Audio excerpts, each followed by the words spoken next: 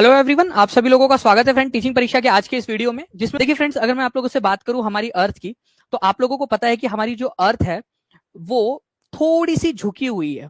ठीक है, थोड़ी सी झुकी हुई है, 23.5 डिग्री हमारी अर्थ झुकी हुई है, जिसके बारे में मैंने आप लोगों से पहले वीडियो में भी बात की थी।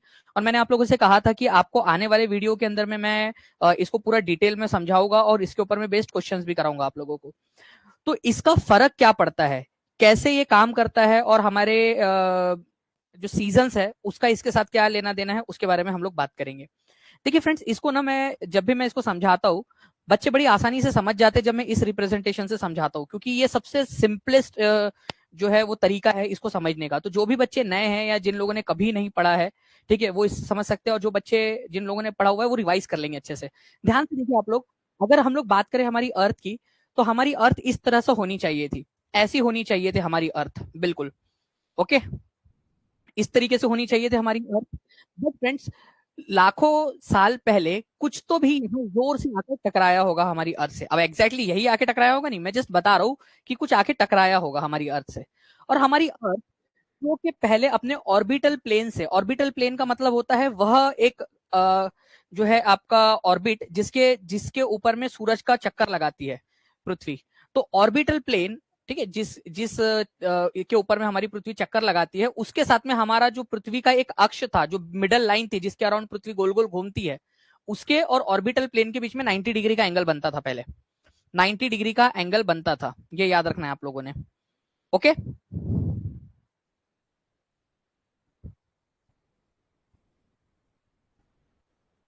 ठीक है, तो ये याद रखेंगे आप सभी लोग। इसके अलावा मैं बात करूं आप लोगों से फ्रेंड्स, तो जब पृथ्वी से कुछ चीज आके टकराई तो हमारी पृथ्वी जो है ना थोड़ी सी टेढ़ी हो गई। ठीक है, पृथ्वी जो है वो पुष्पा बन गई, तेरी झलक अशरफी। आगे का क्या था पता नहीं, आप लोग बता सकते हो बेहतर। तो हमारी पृथ्वी का जो अक्ष था जिसके अराउंड पृथ्वी गोल गोल घूमती थी, वो टेढ़ा हो गया, इस प्रकार से 23.5 डिग्री झुक गया। और पृथ्वी जो है अब ऐसे ऐसे ऐसे ऐसे ऐसे ऐसे ऐसे घूमने लगी, गोल गोल गोल गोल टेढ़ी होकर। ठीक है, पुष्पा बन गई पृथ्वी हमारी। ओके, ऐसे टेढ़ी हो गई। अब उसको उस समय बड़ा बुरा लगा होगा बेचारी पृथ्वी को, यार भगवान मेरे ही साथ ऐसा क्यों किया, मैंने क्या बिगाड़ा था आपका। ठीक है, बाकी लोगों, बाकी ग्रह देखो कितने अच्छे हैं। ठीक है, वैसे बाकी ग्रह इससे भी ज्यादा टेढ़े टेढ़े हैं, लेकिन सबको तो अपना ही दुख दर्द दिखता है। तो पृथ्वी सोच रही होंगी मेरे साथ ऐसा क्यों हुआ, क्या हो गया। ठीक है, बड़ा उदास होंगी पृथ्वी उस समय में। 23.5 डिग्री झुक गई और झुकी झुकी सी घूम रही है पृथ्वी। पहले जो पृथ्वी ऑर्बिटल प्लेन के साथ में 90 डिग्री का एंगल बनाती थी, 90 डिग्री का। ठीक है, इस तरीके से ये अक्ष है, पृथ्वी का एक्सिस है, अक्ष बोलते हैं इसको। और ये है ऑर्बिटल प्लेन, जिसको कक्षीय सतह बोला जाता है, कक्षीय सतह, ऑर्बिटल प्लेन। अक्ष और कक्षीय सतह के बीच में 90 डिग्री का एंगल बनता था। अब आप लोग बताओ कि पहले 90 डिग्री का बनता था, लेकिन अब 23.5 डिग्री तो पृथ्वी झुक गई, तो अब कितना बच गया यहां पर में, केवल बताएंगे आप लोग यहां पर में अब ये कितना बच गया टोटल। बताओ जल्दी से कैलकुलेट करके कितना बच गया। पहले 90 डिग्री बनता था, लेकिन अब कितना बच गया। पहले 90 डिग्री बनता था, 23.5 डिग्री कम कर दो, तो आप लोगों को यहां पर में डायरेक्टली पता चल जाएगा फ्रेंड्स कि ये आप लोगों का बच गया है 66.5 डिग्री। ठीक है, 66.5 डिग्री जो है वो बच गया है। तो पृथ्वी का अक्ष ये वाला, ठीक है, जहां पृथ्वी घूमती है, वो अपने ऑर्बिटल प्लेन, कक्षीय सतह के साथ में कितना डिग्री का एंगल बनाती है, 66.5 डिग्री का एंगल बनाती है। तो आप लोगों से पूछा जाए कि हमारा जो पृथ्वी का अक्ष है वो कितना झुका है, केवल ये बोला जाए कि अक्ष कितना झुका हुआ है, तो 23.5 डिग्री झुका हुआ है। और अगर ये बोला जाए कि अपने कक्षीय सतह के साथ में कितना डिग्री का एंगल बनाती है, तो 66.5 डिग्री का एंगल बनाती है, ये याद रखना है आप लोगों ने। नाउ फ्रेंड्स, अब मैं अगर ऑर्बिटल प्लेन या कक्षीय सतह आ जाए तो समझ जाना कि 66.5 डिग्री, और कक्षीय सतह के साथ में 66.5 डिग्री का एंगल बना के हमारी पृथ्वी कुछ इस तरह से घूम रही है। ठीक है, घूमी घूमी इस तरीके से हमारी पृथ्वी जो घूमी घूमी कर रही है अभी यहाँ पर में, ये याद रखना है ना आप लोग। ठीक है जी, जिसको नहीं मिला मैं एक बार वापस से उसको अपलोड कर दूंगा ताकि आप लोगों को मिल जाए, नोटिफिकेशन भिजवा दूंगा आप लोगों को। तो यहाँ पर मैं आप देख सकते हो इस तरीके से हमारी पृथ्वी गोल गोल गोल गोल घूम रही है, सिंपल सी बात। तो सिंपलेस्ट एक्सप्लेनेशन मैंने देखा है कि जो बच्चे जिन्होंने साइंस बैकग्राउंड से पढ़ाई की है या फिर जिन्होंने सोशल साइंस या ज्योग्राफी नहीं पढ़ा है, वो भी बहुत आसानी से समझ जाते हैं ये पूरा का पूरा इससे, कि पृथ्वी का ये कक्षीय सतह है। मतलब कक्षीय सतह सिंपल सा समझ जाना कि जो सूरज के अराउंड जो जिस प्लेन के ऊपर में वो चक्कर लगा रही है ना, उसको कक्षीय सतह बोलते हैं। ऑर्बिटल प्लेन अगर नहीं भी पता है तो कोई बात नहीं, छोड़ दो उसको, ऑर्बिटल प्लेन समझ लो, बस बीच में एक हिस्सा है। ठीक है, और ये हमारा एक इमेजिनरी लाइन, दोनों के दोनों इमेजिनरी लाइन है। एक इमेजिनरी लाइन थी जिसके अराउंड पृथ्वी ऐसा गोल गोल घूमती थी, कुछ जोर से आके टकराया तो पृथ्वी जो है झुक गई, अब झुकी झुकी सी घूम रही है यहाँ पर में इस तरीके से। ठीक है, और कितना एंगल बनाती है वो मैंने आपको बता दिया कि खुद जो है अक्ष एक्सिस हमारा 23.5 डिग्री झुक गया है और हमारे कक्षीय सतह के साथ में वो 66.5 डिग्री का एंगल बनाता है। ठीक है, नहीं भी समझाओ कुछ भी, कोई दिक्कत आ रही हो, जो लोग लेट जुड़े हैं वो लोग जो है इस वीडियो को वापस से एक बार जरूर देख लेना। तो पृथ्वी अपनी धुरी के ऊपर में कितना झुकी हुई है, अपने अक्ष या अपनी धुरी के ऊपर में, एक्सिस के ऊपर में कितना टिल्ट है, जल्दी से टाइप करो। ठीक है, एसएसटी बिल्कुल भी नहीं आती थी बट आपकी वजह से बहुत इंप्रूव हो गया, चलो बहुत बढ़िया रुचिता, बहुत अच्छी बात है।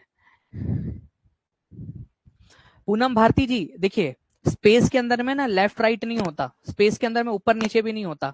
तो पृथ्वी अपने लेफ्ट में झुकी है या पृथ्वी अपने राइट में झुकी है, स्पेस के अंदर में वो नहीं होता है। ठीक है, वो हमारे रेफरेंस के अंदर में वो पूरा का पूरा। आप अगर साउथ के तरफ में देखकर, अगर आप नॉर्थ के तरफ में फेस करके देखोगे तो आपका राइट इधर आएगा, वही अगर आप लोग साउथ के तरफ में फेस करके देखोगे तो आपका राइट इधर आएगा। तो ये हमारे रेफरेंस के अंदर में है। तो अगर ये इतनी छोटी सी बात है, बस समझ जाओ, स्पेस अगर आप ब्रॉडर माइंड से सोचोगे ना, दिमाग को खुला रख के, तो आपको समझ में स्पेस में डायरेक्शंस नहीं होती, ये जस्ट हमारे लिए है डायरेक्शंस, हम हमारे रेफरेंस में करते हैं। ठीक है, तो आई होप कि अब किसी का ये डाउट नहीं आएगा कि कौन से डायरेक्शन में झुकी है, कोई डायरेक्शन ही नहीं होती स्पेस के अंदर में। तो 23.5 डिग्री झुकी हुई है, बस इतना याद रखना है आप लोगों ने। और कक्षीय सतह के साथ में कितना बनाती है, 66.5 डिग्री का कोण बनाती है। ठीक है, चलिए, तो 66.5 डिग्री का कोण अपने कक्षीय सतह के साथ में, कक्षीय सतह के साथ में कितना बनाती है, ऑर्बिटल प्लेन के साथ में कितना बनाती है, तो 66.5, और खुद कितना झुका हुआ है अक्ष हमारा, 23.5 डिग्री। ठीक है, इस पर किसी भी तरीके से क्वेश्चन बना जा सकता है। अब ऐसा जरूरी नहीं है, जैसा कि किसी ने अभी कहा था कि सर लेफ्ट में झुकी है या राइट में झुकी है, मैंने आपसे कहा कि लेफ्ट राइट होता नहीं है स्पेस के अंदर में, तो आप इसको ऐसे डायरेक्शन में झुका हुआ दिखा दो या फिर इसको ऐसे दिखा दो, कोई फर्क नहीं पड़ता, बात एक ही है आप लोगों की। ठीक है, उससे कोई फर्क नहीं पड़ता है। तो ये आप लोग हिंदी में देख सकते हो, यहाँ पर में हम लोगों ने इसको इस तरीके से दिखाया हुआ है कि पृथ्वी का अक्ष जो है वो 23.5 डिग्री झुका हुआ है आप लोगों का, है ना। चलिए, इस क्वेश्चन को देखो आप लोग, ये वो क्वेश्चन था जो आप लोगों का जो है उसके ऊपर में आप लोगों को दिया हुआ था। अच्छा, बाय द वे आप लोगों के लिए गुड न्यूज है, आप लोगों के लिए जो बहुत दिन से मांग आप लोगों में से कुछ लोग कर रहे थे, 144 और 240p के ऊपर में भी वीडियो चाहिए, वो आ गया है आप लोगों का। आप लोग क्वालिटी में जाकर देख सकते हो, वैसे क्वालिटी में फिर इतना वो आपको दिखता नहीं है, लेकिन 240p के अंदर में आप लोग देख सकते हो। अगर आपकी छोटी स्क्रीन है तो आप 240p के अंदर में देख सकते हो, 240p के अंदर में। वैसे मुझे लगता है सबसे बेस्ट जो दिखता है, अगर डेटा भी बचाना है और सबसे बेस्ट देखना है आप लोगों ने, तो आप लोग 360p के ऊपर में देखो, दिख जाता है। और अगर सबसे बेस्ट क्वालिटी में देखना है, इंटरनेट का कोई इशू नहीं है, तो फिर एचडी में देखो, सबसे बेस्ट। ठीक है, तो अपने कक्षीय समतल पर देखो, कक्षीय समतल या फिर आप लोगों का ऑर्बिटल प्लेन आ गया है, ये वाला शब्द आ गया है ना। तो पृथ्वी का एक्सिस अपने ऑर्बिटल प्लेन के साथ में कितना बनाता है, तो याद रखना ऑर्बिटल प्लेन के साथ में 66.5 डिग्री बनाता है। ये जब भी कक्षीय समतल या कक्षीय सतह आ जाए आप लोगों के साथ में, ये कक्षीय सतह, तो ऑब्वियस सी बात है कि आंसर यहाँ पर में 66.5 डिग्री वाली की बात हो रही है। अगर उसको सिर्फ कितना झुका हुआ है ये पूछना है, अक्ष कितना झुका है, तो ऑर्बिटल प्लेन का नाम लेगा ही नहीं वो, सिंपल सी बात है, ऑर्बिटल प्लेन का नाम नहीं लेगा, या कक्षीय समतल कक्षीय सतह का नाम नहीं लेगा। अगर उसने कक्षीय सतह का नाम लिया है तो समझ जाना कि वो 66.5 डिग्री का एंगल है वो आपका। टेस्ट नहीं मिलता, मैं एक बार वापस से नोटिफिकेशन आप लोगों को भिजवा दूंगा, डोंट वरी, टेंशन ना लो आप लोग। ठीक है, अब देखिए फ्रेंड्स, हमारी पृथ्वी झुकी हुई है। ओके, दिख रहा है आप लोगों को, झुकी हुई है हमारी पृथ्वी। अब झुकी हुई पृथ्वी ये गोल गोल गोल गोल घूमती है, एक ऑर्बिटल प्लेन के अंदर में एक अक्ष जो एक कक्षीय सतह है उसके ऊपर में सूरज के अराउंड में गोल गोल गोल गोल घूमती है। अब आप लोग देखिए क्या होता है, ध्यान से देखना, पूरा का पूरा जो है ना अपनी जो नैना है वो यहाँ पर में टिका दीजिए आप लोग, यहाँ पर में पूरा का पूरा फोकस आप लोगों का यहाँ पर में होना चाहिए, इसको एक बार अच्छे से घूमते हुए देख लो आप लोग।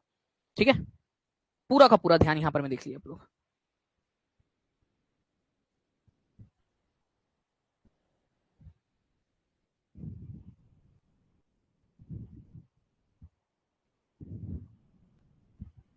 देख लो अच्छे से बस, और क्या चेंज आपको दिख रहा है वो भी देख लो आप लोग, कुछ जो भी समझ में आ रहा है।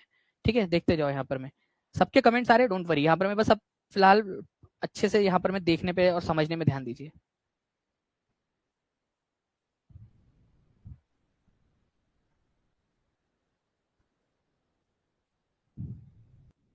ठीक है, अब देखिए आप लोगों ने एक चीज ऑब्जर्व की होगी फ्रेंड्स, इसको यहाँ पर मैं आने देते हैं, फिर मैं इसको रोकता हूँ।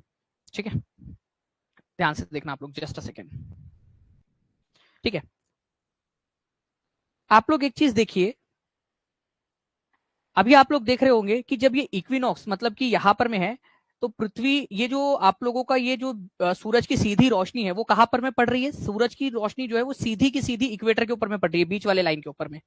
और जैसे ही पृथ्वी थोड़ा सा और आगे जाती है, देखिए वो चेंज हो गया, वो नीचे आ गया। आप अगर ये देख पा रहे होगे ना, आप लोग अगर इसको देख पा रहे हो आप लोग, ठीक है।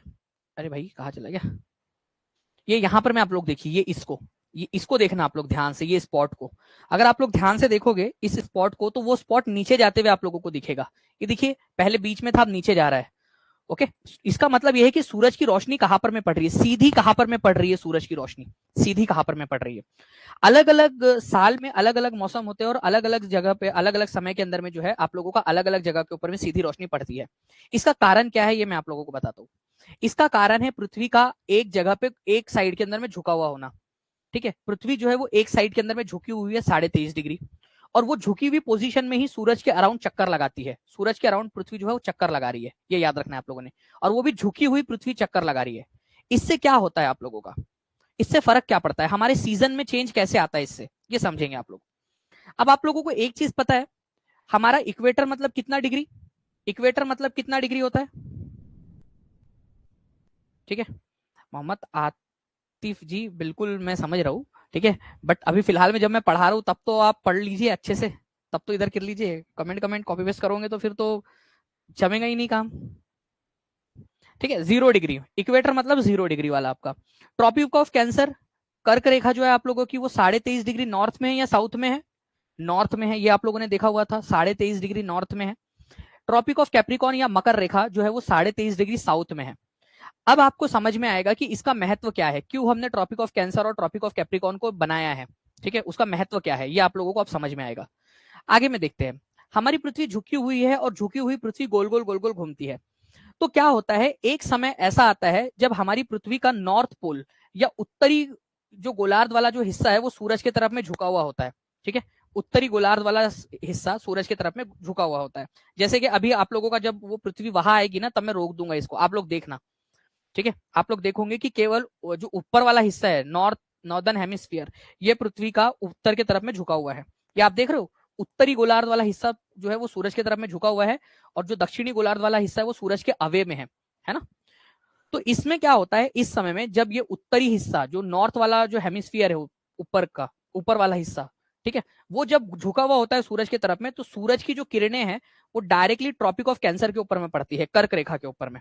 ठीक है, कर्क रेखा जो है ना आप लोगों की, इसके ऊपर में, क्योंकि पृथ्वी झुकी हुई है, इसको पकड़ो ऐसे, ठीक है, दानिश बली बन के मैंने इसको ऐसे टेढ़ा कर दिया, तो सूरज की किरणें जो है वो 21 जून के आसपास वाले समय में इधर में पड़ रही होंगी। ठीक है, ट्रॉपिक ऑफ कैंसर के ऊपर में सीधी रेखाएं पड़ रही होंगी।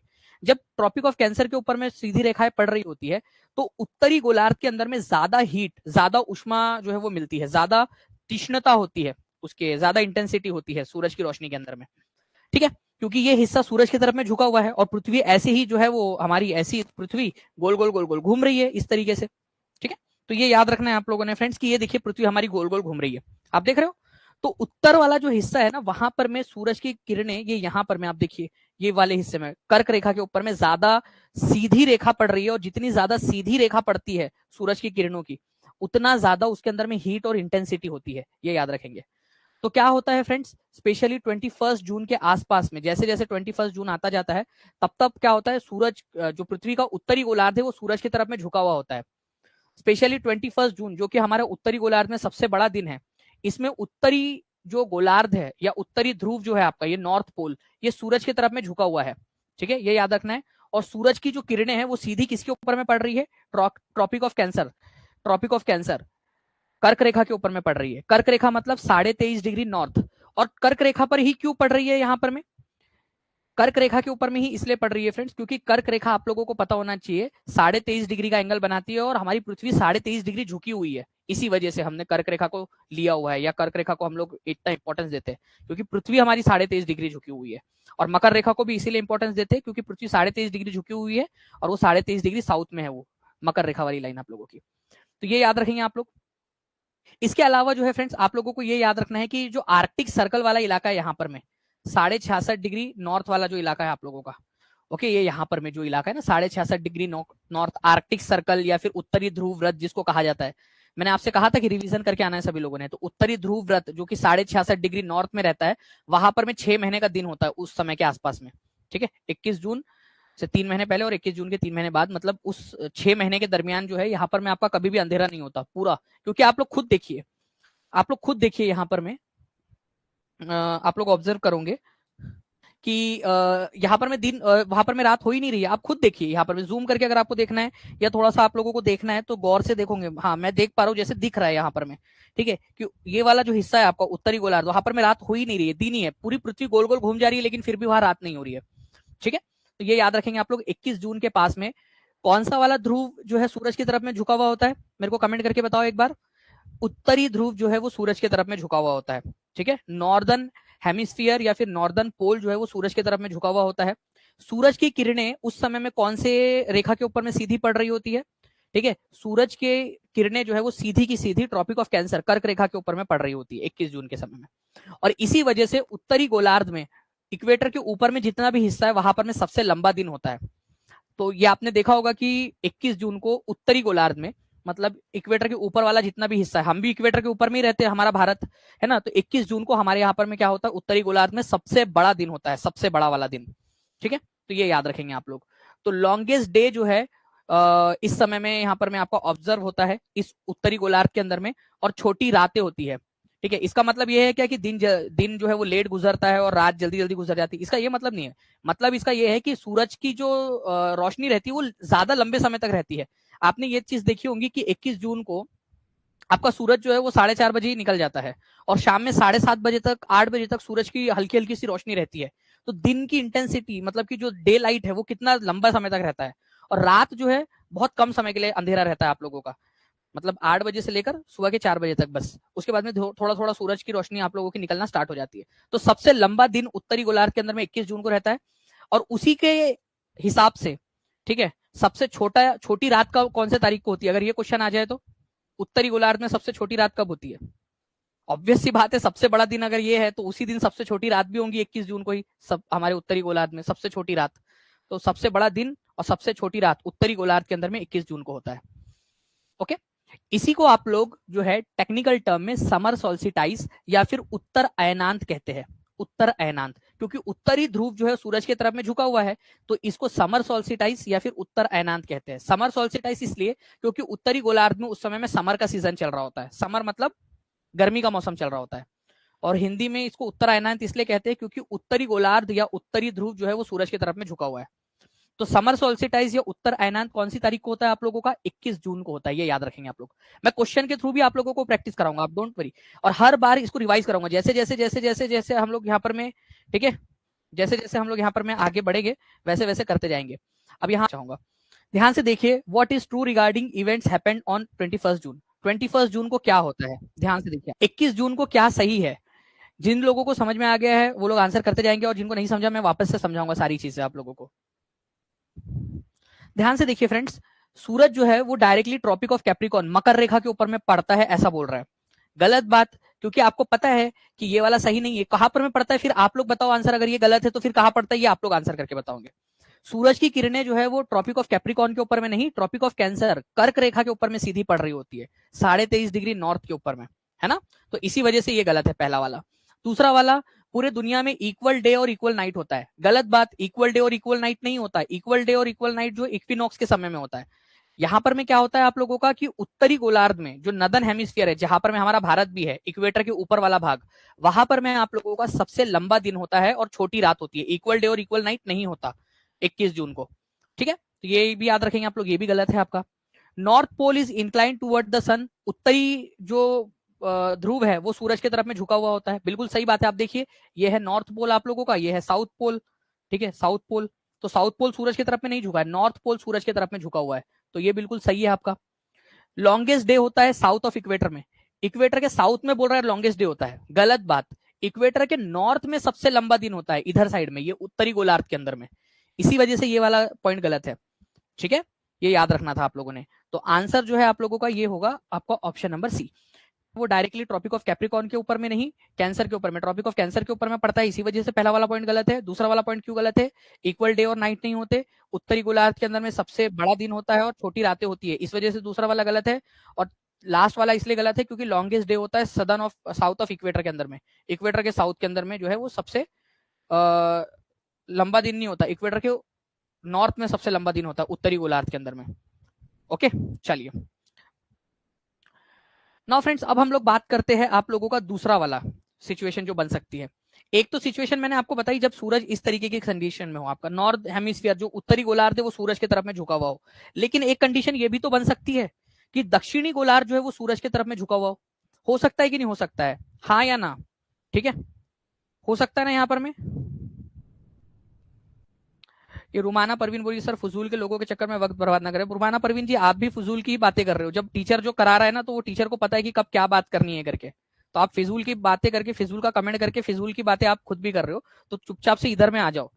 ठीक है, और ये लास्ट और फर्स्ट और लास्ट वार्निंग दे रहा हूँ कि टीचर को कोई नहीं बताएगा कि टीचर ने क्या करना है, क्योंकि आप भी टीचर बनोगे और आप भी अपने क्लास के इंचार्ज रहोगे एक दिन। सारे के सारे लोगों को ये फर्स्ट एंड लास्ट वार्निंग है अभी यहाँ पर में। यहाँ पर में देखिए आप लोग, ये जो दक्षिणी गोलार्ध है ये भी आप लोगों को यहाँ पर में हो सकता है इधर में नीचे की तरफ में।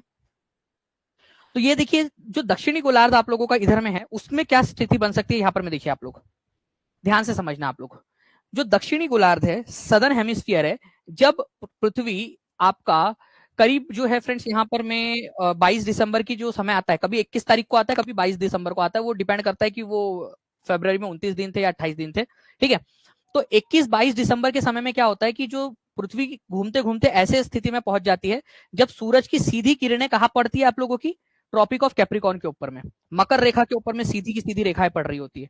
ट्रॉपिक ऑफ कैप्रिकॉन के ऊपर में मकर रेखा के ऊपर में पड़ रही होती है। तो मकर रेखा के ऊपर में पड़ने के कारण यहाँ पर में इक्वेटर के जो साउथ में जो वाला हिस्सा है वहां पर में गर्मी का सीजन चल रहा होता है, क्योंकि इधर में नीचे वाले हिस्से के अंदर में जो है वो सीधी रोशनी पड़ रही है। ठीक है, तो सीधी की सीधी रोशनी कहां पर में पड़ रही होती है आप लोगों की, दक्षिणी गोलार्ध में पड़ रही होती है, साउथ ऑफ इक्वेटर पर। तो इक्वेटर के साउथ में आप लोगों का गर्मी का मौसम चल रहा होता है दिसंबर में, और आप लोगों ने इसी वजह से एक चीज ऑब्जर्व की होगी कि क्रिसमस हम लोग जो है मनाते हैं वो ठंड के मौसम में मनाते हैं। आपने देखा है ना 25 दिसंबर कब आता है आपका, आपका जो है ठंड के मौसम में आता है हमारे यहाँ पर में। लेकिन अगर आप ऑस्ट्रेलिया के निवासी हो, दक्षिणी हेमिस्फीयर में आप रहते हो, तो वहां पर में जो क्रिसमस है, क्योंकि दिसंबर के समय में वहां गर्मी होती है, तो गर्मी के मौसम में वहां पर में क्रिसमस मनाया जाता है। ठीक है, हम लोग उत्तरी गोलार्ध वाले लोग सर्दी के मौसम में, क्योंकि यहाँ सर्दी का मौसम चल रहा होता है उस समय में, बट दक्षिणी गोलार्ध में सूरज की किरणें सीधी पड़ने के कारण और यहाँ पर में उस समय में लंबे दिन चल रहे होने के कारण यहाँ पर में उस समय गर्मी का मौसम चल रहा होता है। और ऑस्ट्रेलिया और नीचे में जितने भी गोलार्ध, दक्षिणी गोलार्ध के अंदर में जितने भी देश है वो सारे के सारे क्या करते हैं, गर्मी के मौसम के अंदर में वो मनाते हैं क्रिसमस। अब वो क्रिसमस मनाने की प्रथा उत्तरी गोलार्ध में शुरू हुई, इसी वजह से वो सिंबॉलिक रूप से बर्फ उर्फ जिंगल बेल वगैरह पता नहीं वो सब चालू है आप लोगों का। तो ये सब जो जितना भी डिसाइड हुआ है ना, ये उत्तरी गोलार्ध वालों ने डिसाइड किया है सारा का सारा, इसी वजह से वो उत्तरी गोलार्ध में जो होता है ना उसी के हिसाब से चलते हैं। और आप देखोगे कि जब सूरज यहां पर में था, सूरज की सीधी किरणें जो है उत्तरी गोलार्ध में पड़ रही थी, और हमारे उत्तरी गोलार्ध में समर का सीजन था। ठीक है, समर का सीजन था, तो समर सीजन के अंदर में हम लोगों ने इसको समर सोल्स्टिटाइज कहा था, उत्तरी अयनांत। लेकिन यहां पर में आप लोग देखिए इसको हम लोगों ने क्या कहा है, विंटर सोल्स्टिटाइज, विंटर सोल्स्टिटाइज इंग्लिश के अंदर में विंटर सोल्स्टिटाइज। जबकि दक्षिणी गोलार्ध में अभी यहाँ पर में समर चल रहा है, बट हमने रेफरेंस किसका लिया है, हमने माना किस चीज से है जब इसको नाम किया है, हिंदी वाला अभी मैं बताता हूँ आपको, पहले इंग्लिश वाले नाम नोमेनक्लेचर पे देख लो। इसको हमने किस रेफरेंस से लिया है, उत्तर वाले से लिया है, कि उत्तर में क्या चल रहा है, उत्तरी गोलार्ध में भी ठंड का मौसम चल रहा होता है, इसी वजह से इसको विंटर सोल्स्टिटाइज कहते हैं। और हिंदी वाला बिल्कुल सिंपल है, दक्षिणी ध्रुव जो है सूरज की तरफ में झुका हुआ होता है इस समय में, इस तारीख के आसपास में, इसी वजह से इसको दक्षिणी आयनान कहा जाता है। सिंपल सी बात है, तो हिंदी में तो कोई दिक्कत ही नहीं है। आप बताओ मुझे कि दक्षिणी अयनांत या विंटर सोल्स्टिटाइज के समय में, या फिर 22 दिसंबर के 21 और 22 दिसंबर के आसपास में आपका लंबे दिन कौन से वाले गोलार्ध में आपको देखने मिलेंगे, सबसे लंबा दिन कौन से गोलार्ध में रहेगा, उत्तरी गोलार्ध में या दक्षिणी गोलार्ध में? आप लोग देखकर बताओ यहाँ पर में, जितने बच्चों का पूरा ध्यान जो है आप लोगों का, ठीक है। अरमान आपका कंसेप्ट ही क्लियर नहीं हुआ, फिर हॉलीवुड मूवीज में क्यों सर्दियों में दिखाया जाता है फिर? अरे वो हॉलीवुड मूवी उत्तरी गोलार्ध में बनती है, हॉलीवुड कहाँ पर में, अमेरिका में, और अमेरिका कहाँ पर में, उत्तरी अमेरिका यहाँ पर में है ना, यहाँ पर में आप लोगों का इधर साइड के अंदर में। और जितने भी आप लोगों के ये बनते हैं मूवीज वगैरह या यूरोप वगैरह, जितने भी आपके इन्वेंशन हुए, जितने भी साइंटिस्ट वगैरह, मैक्सिमम सारी खोज उत्तरी गोलार्ध के अंदर में हुई है इसी वजह से। चलिए, तो आप लोगों को याद रखना है फ्रेंड्स कि दक्षिणी गोलार्ध के अंदर में लंबे दिन रहेंगे और उत्तरी गोलार्ध के अंदर में छोटे दिन रहते हैं उस समय में। दक्षिणी गोलार्ध में गर्मी का मौसम चल रहा होता है, उत्तरी गोलार्ध के अंदर में सर्दियों का मौसम चल रहा होता है उस समय में। ठीक है, ये याद रखना है आप लोगों ने। तो बड़े दिन दक्षिणी गोलार्ध में और छोटी रातें दक्षिणी गोलार्ध के अंदर में उस समय, बड़ा दिन और छोटी रातें। और ऊपर में उसका उल्टा होता है, छोटे दिन और बड़ी बड़ी रातें, लंबी लंबी रातें। ये रातें लंबिया लंबिया रे, क्या गाना था वो आप लोगों का, लंबिया लंबिया रातें समथिंग, ऐसा कुछ तो भी गाना आया था ना आप लोगों का अभी थोड़े दिन पहले।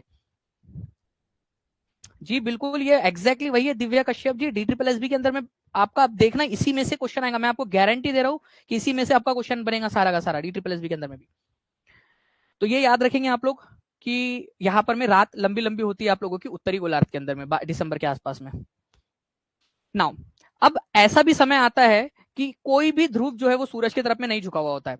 अगर मैं विंटर सोल्स्टिस की बात करूं आप लोगों की, विंटर सोल्स्टिस में तो दक्षिणी ध्रुव जो है वो सूरज की तरफ में झुका हुआ है। ठीक है, और मैं जब बात करूंगा आप लोगों से इसकी कि भाई आप लोगों का समर सोल्स्टिस, तो आप लोग कहोगे कि उत्तरी गोलार्ध जो है वो सूरज की तरफ में झुका हुआ है। ठीक है, उत्तरी गोलार्ध सूरज की तरफ में झुका हुआ है। देखो उत्तरी गोलार्ध सूरज की तरफ में झुका हुआ है यहां पर मैं आपका। ठीक है, उत्तरी गोलार्ध। लेकिन कुछ समय ऐसे भी आते हैं जब कोई भी ध्रुव जो है सूरज की तरफ में नहीं झुका हुआ होता। उस समय क्या होता है कि सूरज की जो सीधी किरणें हैं वो कहां पड़ रही होती है, ध्यान से देखो, बिल्कुल इक्वेटर के ऊपर में पड़ रही होती है। इक्वेटर पर सीधे, बिल्कुल सीधी, ऐसी पोजीशन ऐसी बन जाती है, स्थिति ऐसी बन जाती है कि स्थिति जो है या सूरज की जो किरणें हैं डायरेक्ट इक्वेटर के ऊपर में, भूमध्य रेखा के ऊपर में पड़ रही होती है आप लोगों की। ओके, तो ये याद रखना है आप लोगों ने फ्रेंड्स कि ये आप लोगों का जो इक्वेटर है उसके ऊपर में जब सीधा सूरज की सीधी किरणें पड़ रही होती है, उसी को आप लोग इंग्लिश में इक्विनॉक्स, क्योंकि इक्वेटर के ऊपर में पड़ रही है इसी वजह से इक्विनॉक्स, और हिंदी के अंदर में इसको विषुव कहते हैं आप लोग, विषुव, इक्विनॉक्स या फिर विषुव कहा जाता है, ये याद रखना है आप लोगों ने, विषुव। ठीक है, इंपॉर्टेंट है आप लोगों का। ठीक है, और ये स्थिति 2 बार बनती है आप लोगों की। कौन से दिन बनती है, एक बनती है 21 मार्च को, 21 मार्च को बनती है आप लोगों की एक ऐसी स्थिति, और एक स्थिति बनती है 23 सितंबर को। ठीक है, तो ये आप लोगों ने याद रखना है कि विषुव की स्थिति आप लोगों की कब कब बनती है, इक्विनॉक्स की स्थिति। तो ये आप लोगों से इंपॉर्टेंट क्वेश्चन है फ्रेंड्स, एग्जाम के अंदर में कभी भी आप लोगों से पूछा जा सकता है, तो be ready for this questions as well. Okay, मैं आप लोगों को बता दूं कि इस समय में, इक्विनॉक्स के समय में क्या होता है, कोई भी पोल, ना तो उत्तरी गोलार्ध सूरज की तरफ में पूरी तरह से झुका हुआ है, ना ही दक्षिणी गोलार्ध सूरज की तरफ में पूरी तरह से झुका हुआ है। सूरज की सीधी किरणें इक्वेटर के ऊपर में पड़ रही है। इसी वजह से क्या होता है कि पूरे दुनिया में 12 घंटे का दिन और 12 घंटे की रात महसूस होती है। ठीक है, इसीलिए पूरी दुनिया भर में रात और दिन बराबर बराबर होते हैं। विषुव के समय में क्या होता है आप लोगों का, ठीक है, विषुव के समय में रात और दिन बराबर होते हैं, 12 घंटे का दिन 12 घंटे की रात। 21 मार्च को किसी का जन्म हुआ है क्या, ठीक है, या 23 सितंबर को, मतलब आपका दिन और रात बराबर था उस समय में, अगर आपका इसी समय में जन्म हुआ हो तो। पूरे दुनिया भर में 12 घंटे का दिन और 12 घंटे की रात होती है, क्योंकि कोई भी पोल, ठीक है, ना तो नॉर्थ पोल ना ही साउथ पोल, ना तो उत्तरी ध्रुव ना ही दक्षिणी ध्रुव सूरज की तरफ में झुका हुआ है, और पूरी की पूरी सीधी रेखा जो है वो इक्वेटर के ऊपर में पड़ रही है। कंडीशन ऐसी बन जाती है वो घूमते घूमते पृथ्वी की, इस वजह से तो रात और दिन जो है वो बराबर बराबर होते हैं आप लोगों के। अब जब आप लोग जो है क्वेश्चंस को देखोगे तो आप लोगों को और अच्छे से समझ में आएगा फ्रेंड्स ये सारी चीजों को। ठीक है, सबसे पहले तो मैं आप लोगों का 21 जून और 22 दिसंबर वाला कंसेप्ट एक बार वापस से रिवाइज करवा देता हूँ आप लोगों को। ठीक है, 21 जून और 22 दिसंबर वाला, अरे भाई घूम जा, क्या हो गया, शर्मा मत, अपनी बच्चे। ठीक है, टेंशन मत लो, फिर रुक गया।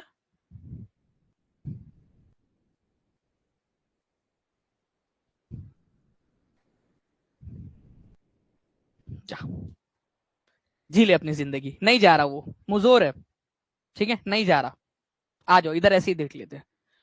21 जून को क्या होता है आप लोगों का, 21 जून को जो है वो उत्तरी गोलार्ध सूरज की तरफ में झुका हुआ होता है। मान लो इधर में सूरज है, मान लो आप लोग बस, ठीक है, सूरज इधर में है, तो उत्तरी ध्रुव जो है या उत्तरी गोलार्ध जो है सूरज की तरफ में झुका हुआ होता है। सीधी रेखाएं जो है सूरज की किरणें सीधी ट्रॉपिक ऑफ कैंसर के ऊपर में, कर्क रेखा के ऊपर में पड़ रही होती है, ये याद रखना है। और उत्तरी गोलार्ध में सबसे बड़ा दिन और छोटी छोटी रातें यहां पर में महसूस होती है। गर्मी का सीजन चल रहा होता है, इसी वजह से इसको समर सोल्स्टिस या फिर आप लोगों का उत्तरी अयनांत इसको कहा जाता है। ठीक है, तो समर सोल्स्टिस या उत्तर अयनांत इसको कहते हैं।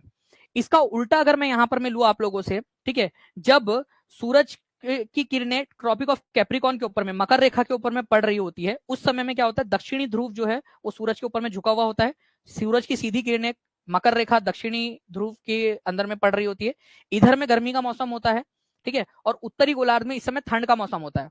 अब उत्तरी गोलार्ध वाले लोगों ने ही ये सब नामकरण किया है, यूरोप अमेरिका वगैरह वाले लोगों ने, है ना, इसी वजह से उन्होंने अपने हिसाब से रखा है इसका नाम विंटर सोल्स्टिस, क्योंकि उत्तर में विंटर का सीजन चल रहा होता है उस समय में। इसी समय में दक्षिणी गोलार्ध के अंदर में सबसे बड़ा दिन और छोटी छोटी रातें आप लोगों को महसूस होती है। 21 जून और 22 दिसंबर का आप लोगों का कंसेप्ट जो है वो क्लियर हो गया।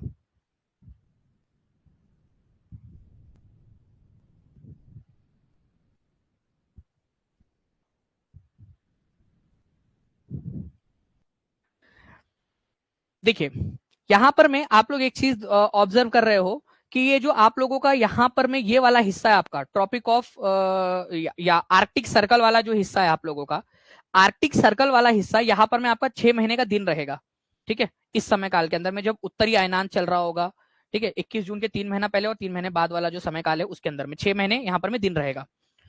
और यहाँ पर मैं वही अगर मैं बात करूं 22 दिसंबर की, तो उसी समय काल के अंदर में 22 दिसंबर के समय काल में यहाँ पर में 6 महीने की रात रहेंगी।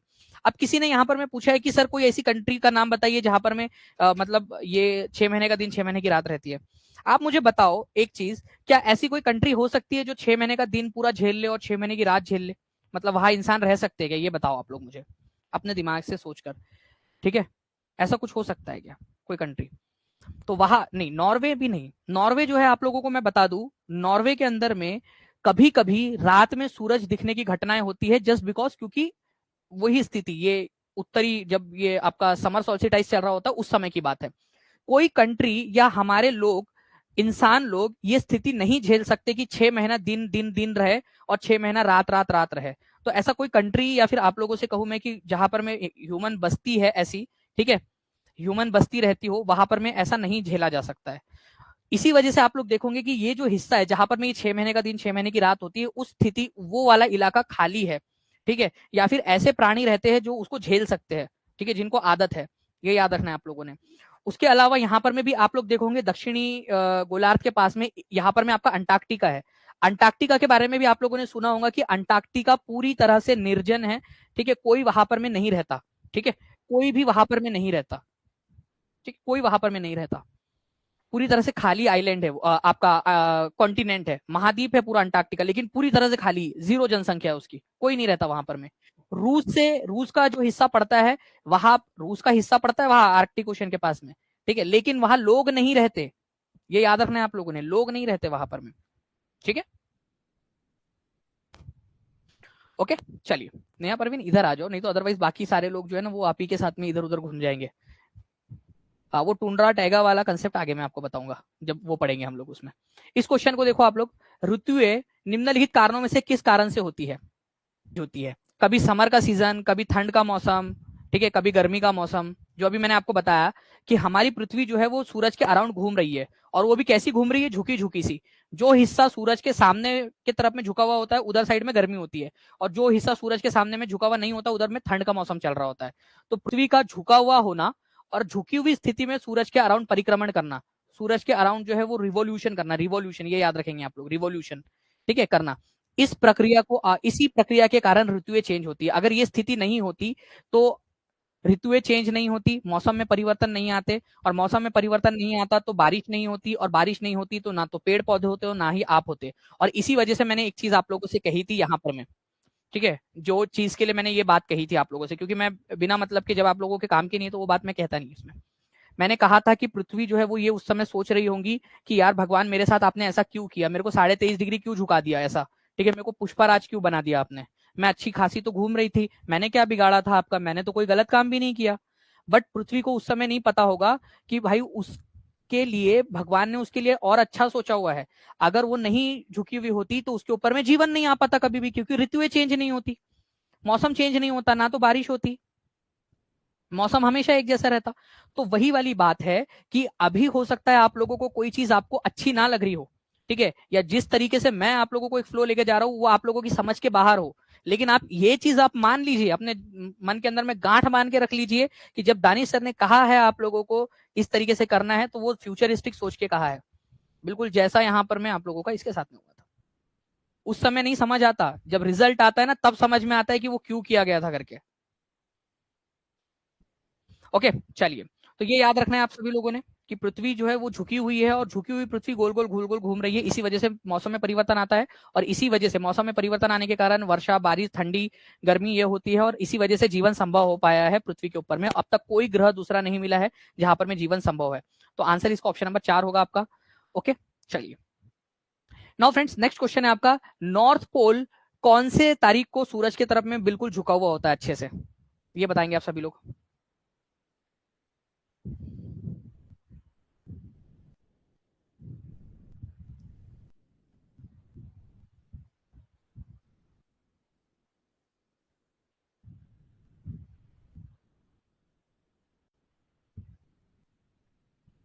सूरज, नॉर्थ पोल, उत्तरी गोलार्ध जो है वो आपका 21 जून को जो है सूरज की तरफ में झुका हुआ होता है, ये याद रखना। कहा गया 21 जून आपका। कितने लोगों का सही था यहाँ पर में आंसर?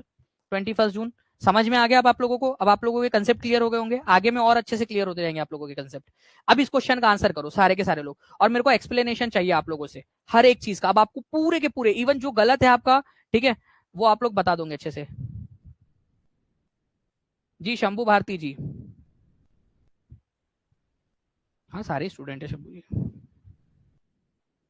बहुत बढ़िया। इस क्वेश्चन का आंसर कीजिए आप लोग।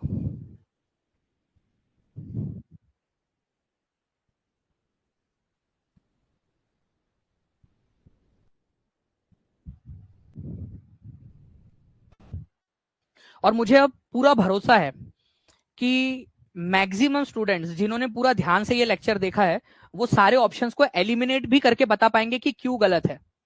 सिर्फ यही नहीं कि क्या सही आंसर क्या है, वो वाला गलत क्यों है ये भी बता पाएंगे।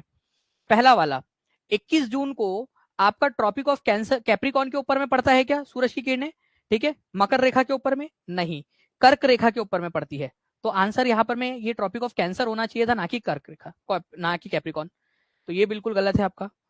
इक्वल डे और इक्वल नाइट जो है वो इक्विनॉक्स के समय में होता है आपका, इक्विनॉक्स। ठीक है, विषुव के समय में। ठीक है, विषुव के समय में होता है।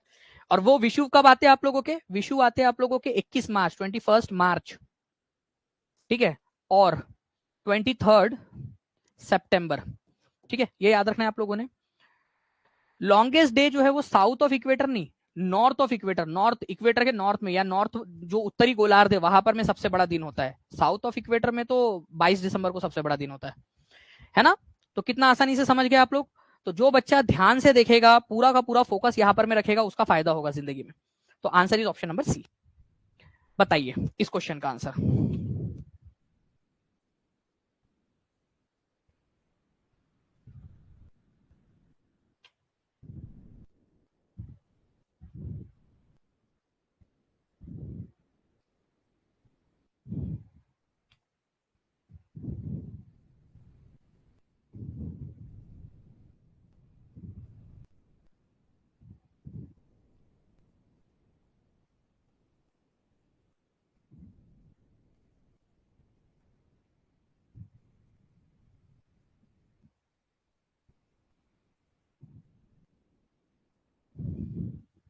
चलिए, बहुत बढ़िया फ्रेंड। देखिए जैसे कि मैं यहाँ पर मैं देख पा रहा हूँ आप लोगों के जो है वो आंसर्स भी मेरे पास में आने स्टार्ट हो गए हैं।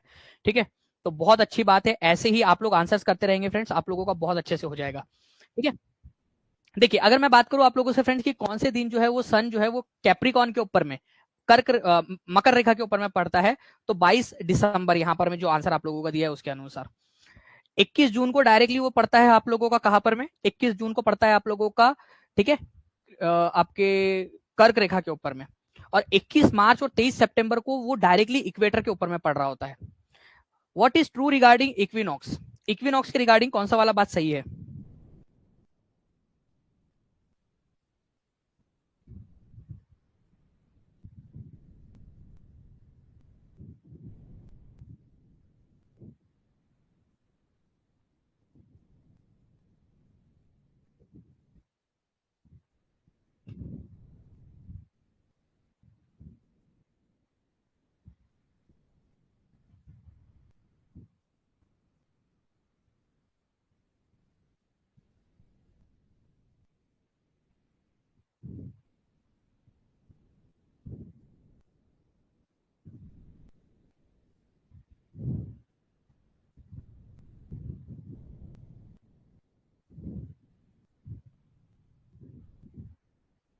बहुत बढ़िया। देखिए फ्रेंड्स, यहाँ पर मैं अगर हम लोग बात करें इक्विनॉक्स, पहली बात तो आप लोगों का कब कब आता है इक्विनॉक्स? इक्विनॉक्स आता है आप लोगों को 21 मार्च को, ठीक है, ओके।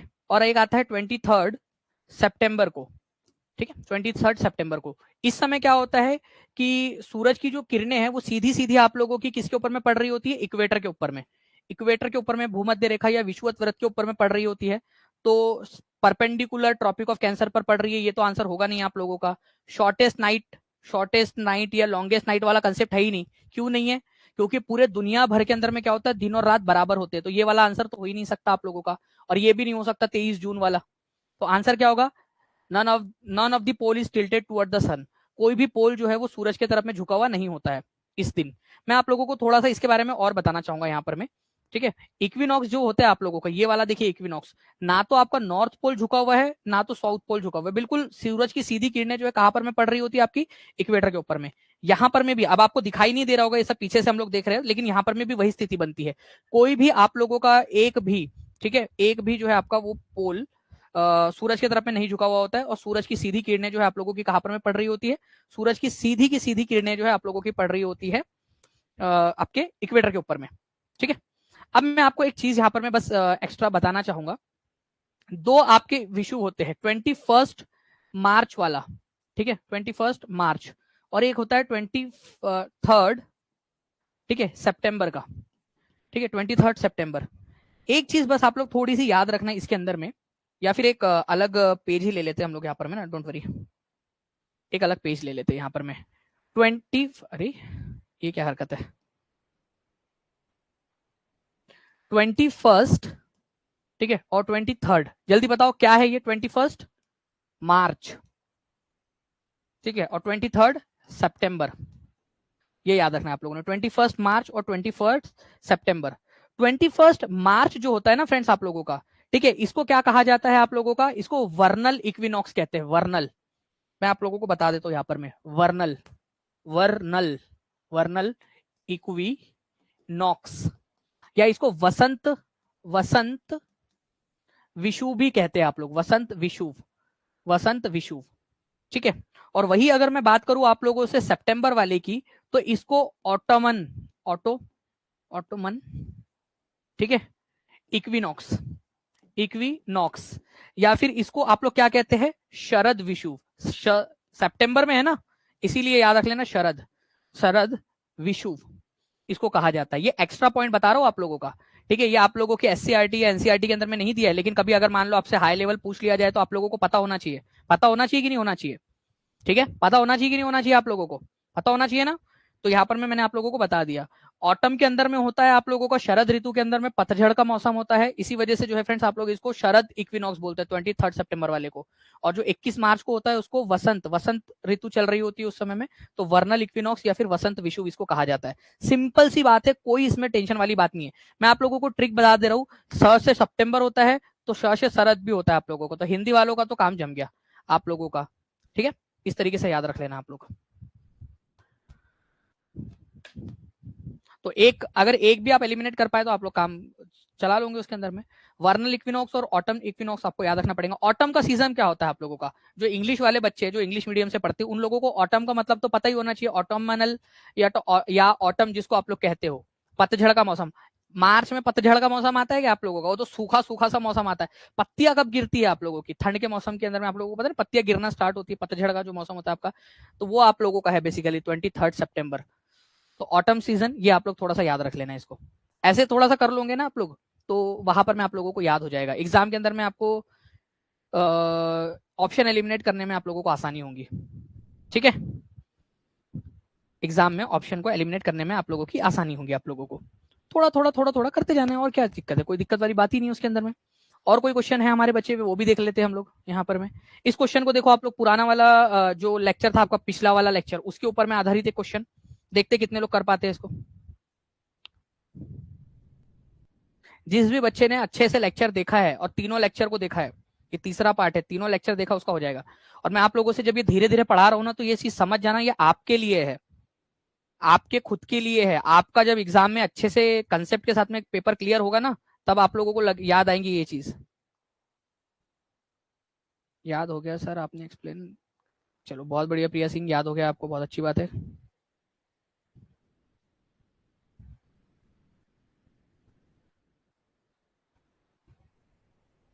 जी, तो सूर्य के चारों ओर चक्कर लगाने में पृथ्वी को, ठीक है, 365 1/4 दिन लगते हैं। तो आप लोगों को पता है कि 365 दिन तो लगते हैं, लेकिन आपको एक चीज और पता होनी चाहिए फ्रेंड्स, कि पृथ्वी को थोड़ा सा ज्यादा समय लगता है, हल्का सा। कितने लोगों को पता है कि पृथ्वी को पूरे 365 दिन नहीं, 365 दिन से थोड़ा सा ज्यादा का समय लगता है, जिसको हम लोग हर 4 साल में जोड़कर एक एक्स्ट्रा दिन बना लेते हैं, और फेब्रुवरी के अंदर में हम एक एक्स्ट्रा दिन जोड़ देते हैं आप लोगों का।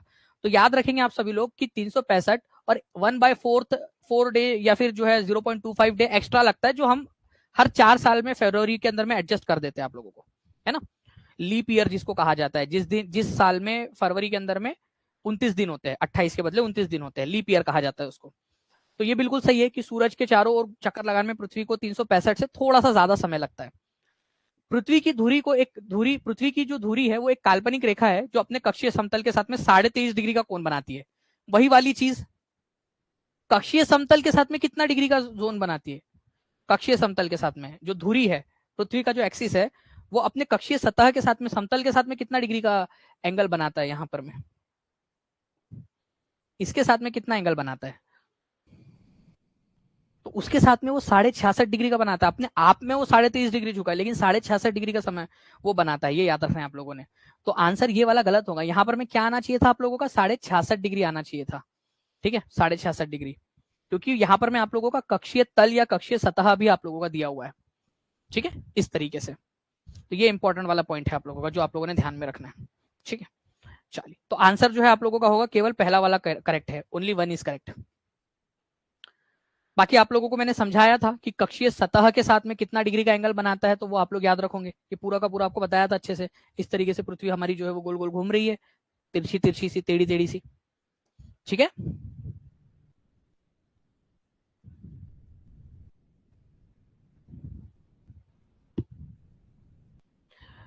सारी की सारी चीजें पढ़ाऊंगा अभी। जब तक आपका 4th पार्ट नहीं हो जाता, तब तक अभी आप आराम से पढ़ते रहिए अच्छे से। ग्लोब वाले चैप्टर के अंदर मैं पढ़ाऊंगा सन और अर्थ वगैरह के बारे में। अपनी पृथ्वी अपनी धुरी पर 23.5 डिग्री झुकी हुई है, और पृथ्वी का अक्ष, जो काल्पनिक रेखा है, वो अपने कक्षीय सतह के साथ में 66.5 डिग्री का एंगल बनाता है। ये आप लोगों ने याद रखना। ठीक है, इस प्रकार से। नाउ, इनमें से क्या सत्य है?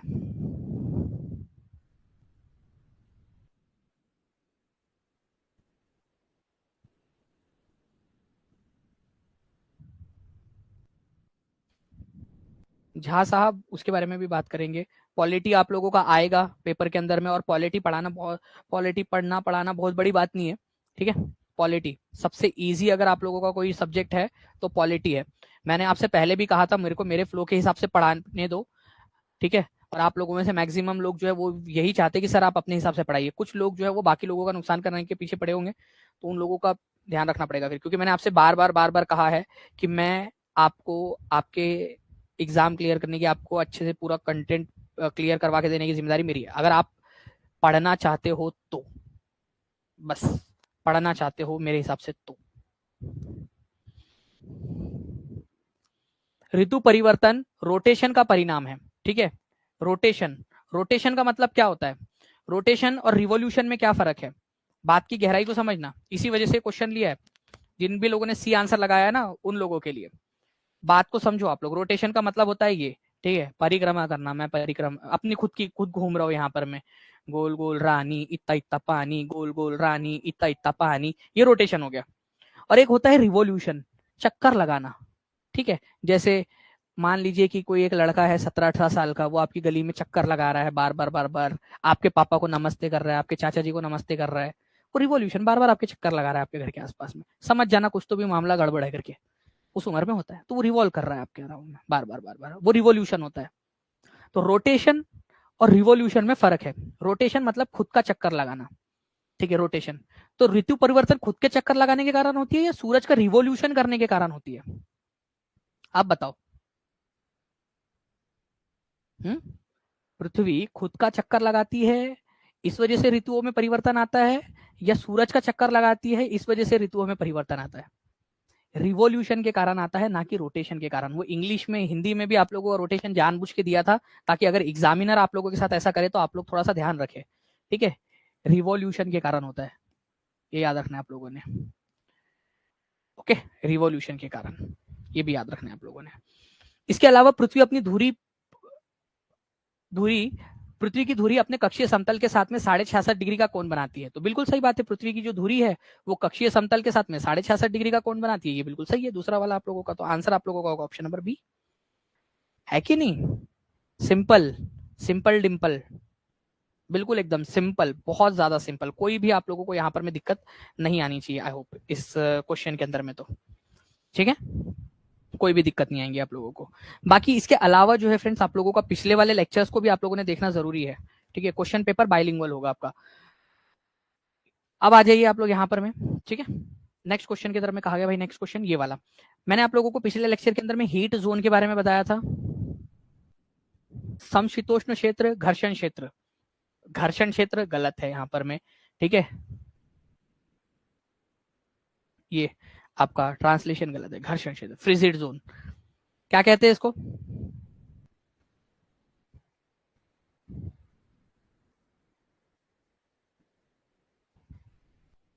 Very good.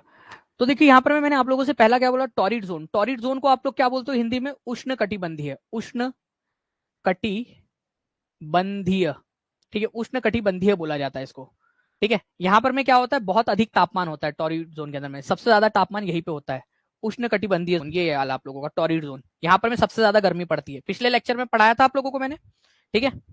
पिछले लेक्चर में टॉरिड जोन के अंदर में सबसे ज्यादा गर्मी पड़ती है आप लोगों की। तो टॉरिड जोन या फिर उष्ण कटिबंधीय क्षेत्र जो है आपका, वहां पर में सबसे ज्यादा गर्मी पड़ती है, ठीक है, उष्ण कटिबंधीय क्षेत्र के अंदर में। आई होप कि आप लोगों को दिखाई दे रहा है, मैं भी एक बार देखने की कोशिश करूँ कि दिख रहा है या नहीं। हाँ चलिए, दिख रहा है वहां पर में। उसके बाद में शीतोष्ण क्षेत्र जो है आप लोगों का, यहाँ पर में मध्यम तापमान होता है, मध्यम, ठीक है, ना तो ज्यादा गर्मी ना तो ज्यादा ठंडी पड़ती है यहाँ पर में, मतलब इसके कंपैरिजन की बात कर रहा हूं मैं, इसके कंपैरिजन में यहाँ पर में मध्यम तापमान होता है।